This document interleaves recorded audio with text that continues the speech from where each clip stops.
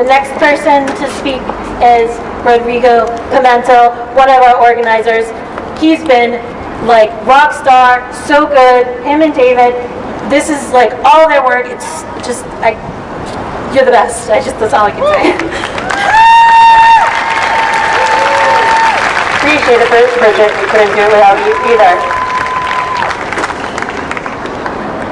Hello, everyone. My name is Rodrigo Pimenta, and I am undocumented and unafraid.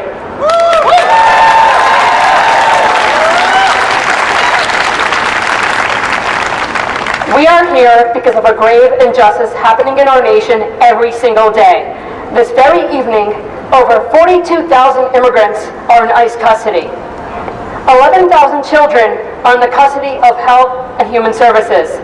Another 2,000 children are in the custody of Border Patrol. Tens of thousands of people in custody, behind barbed wire, walls, and fencing.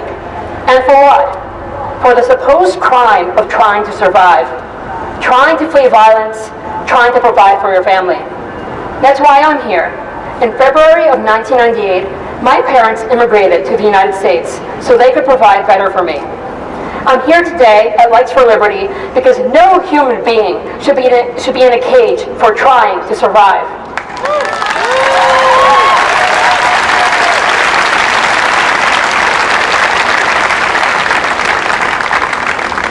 And so this nation has had a long history of political, economic, and social exclusion of immigrants. From the Chinese Exclusion Act to today, where the deportation machine has killed dozens in custody, has led to hundreds of deaths at the border, and has resulted in thousands of children being forcibly ripped from the arms of their parents. In the past year alone, it is clear that we cannot continue business as usual. No, we cannot. Not when our immigration policy, which was already one of cruelty, is being written by white supremacists affiliated with and in the administration.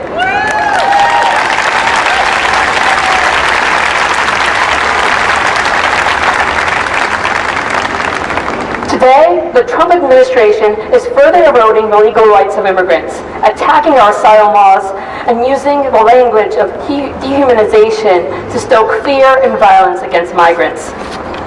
And this is how it starts.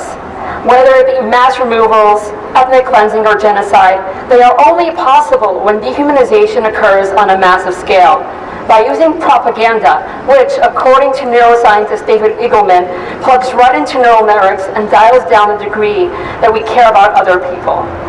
Governments are able to manufacture consent for unthinkable atrocities. In Yugoslavia, state media bombarded the public with propaganda that dehumanized Bosnian Muslims, which eventually resulted in the Bosnian genocide. Today, the rhetorical feedback loop unleashed by this administration can no longer be controlled. That is why we must not remain silent. We cannot and will not consent to the status quo.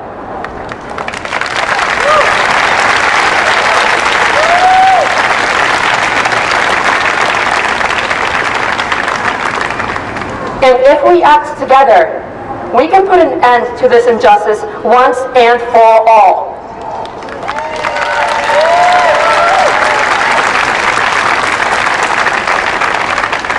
It starts here. It starts with one person. Whether you act and demand that the Y detention center be shut down. Woo! Shut it down! Yes, shut it down!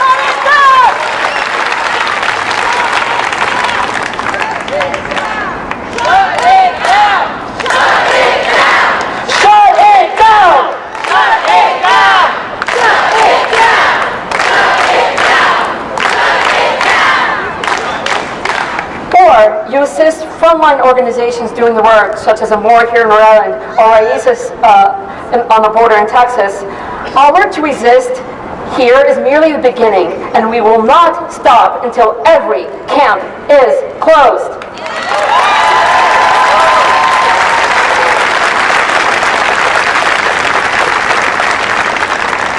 So that concludes my speech, and now I'll be emceeing.